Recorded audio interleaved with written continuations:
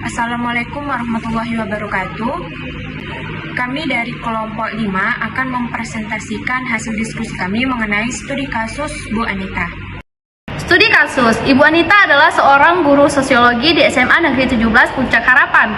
Beliau menghadapi tantangan besar saat mengajar materi perilaku menyimpang dan pengendalian sosial pada kelas 10 atau fase E jenjang SMA.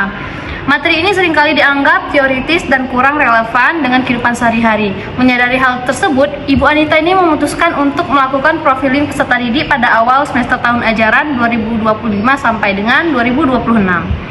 Profiling peserta didik. 1. Identitas digital. Sebagian peserta didik atau 85% sangat aktif menggunakan media sosial seperti Instagram, TikTok, dan Twitter. Mereka sering berinteraksi dengan figur publik, tren viral, dan berbagai kelompok daring. Yang kedua, ada gaya komunikasi. Peserta didik lebih nyaman berkomunikasi melalui pesan singkat atau grup obrolan daripada berbicara di depan kelas. Mereka sering menggunakan bahasa gaul dan meme yang spesifik. Dan yang ketiga, ada minat kontemporer.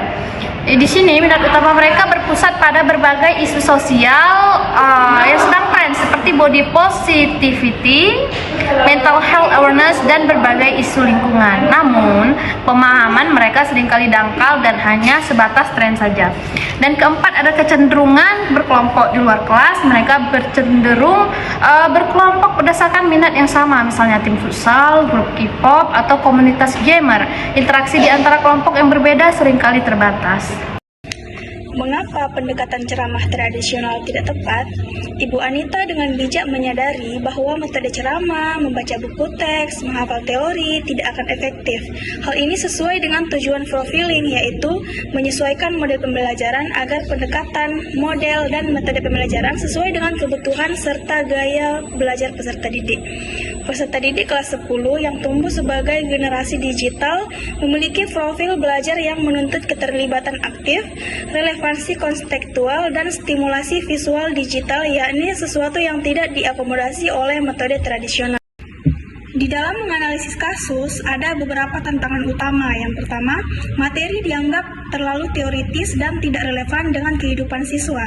Dan yang kedua, metode lama kurang efektif, yaitu ceramah di depan kelas, membaca buku, dan menghafalkan teori.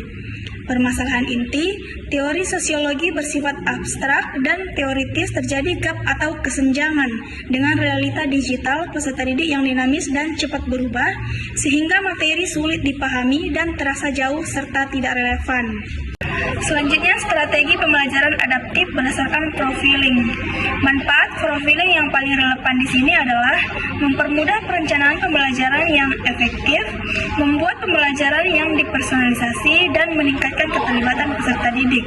Berdasarkan hal tersebut, strategi yang dapat dirancang Ibu Anita adalah kontekstualisasi materi, mengaitkan teori dengan fenomena digital dan kehidupan nyata sebagai berikut. Baiklah, strategi yang pertama memanfaatkan identitas digital peserta didik.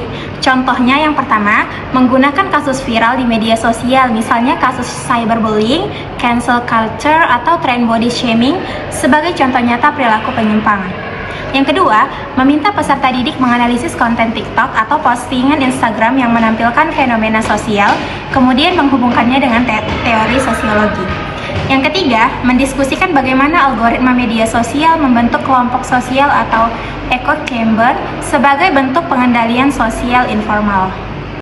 Yang kedua, menyesuaikan gaya komunikasi. Adapun contoh nyatanya yang bisa Ibu Anita lakukan, yang pertama menggunakan diskusi berbasis grup obrolan seperti grup WhatsApp kelas untuk pre-discussion sebelum pembelajaran tatap muka dimulai. Yang kedua, Ibu Anita bisa menugaskan peserta didik membuat meme edukatif yang menggambarkan konsep perilaku menyimpang. Hal ini dapat memanfaatkan bahasa yang sudah mereka kuasai. Yang ketiga, menggunakan format infografis digital atau video pendek sebagai alternatif presentasi materi daripada mengandalkan teks buku. Selanjutnya, mendalamkan minat kontemporer yang masih dangkal pada peserta didik. Ibu Anita dapat melakukan 1. Memandu peserta didik untuk membedakan antara opini tren dan analisis sosiologis sehingga pemahaman mereka naik dari permukaan ke tataran konseptual. Yang kedua, penguatan literasi digital dan berpikir kritis. Analisis konten viral, siapa pembuatnya, tujuan, dampak, nilai, dan sosialnya. Ajarkan cek fakta, etika digital, dan tanggung jawab bermedia sosial kepada peserta didik. Yang ketiga, refleksi dan pemaknaan. Ajak siswa merefleksi nilai dari setiap kegiatan. Kemudian hubungkan kembali ke konsep atau teori sosiologi seperti norma, deviasi, dan kontrol sosial. Yang terakhir, Ibu Anita dapat memanfaatkan kecenderungan sosial berkelompok peserta didik dengan cara menerapkan pembelajaran berdiferensiasi berbasis kelompok minat, berikan pilihan tugas sesuai minat dan gaya belajar peserta didik, kemudian beri kesempatan peserta didik memilih peran dalam proyek, bisa sebagai peneliti, penulis naskah, desainer, editor, atau presenter. Kemudian, project based learning. Siswa membuat produk atau konten edukatif bertema perilaku menyimpang dan pengendalian sosial. Kemudian bentuk video TikTok edukatif, infografis, poster digital, podcast, kampanye digital.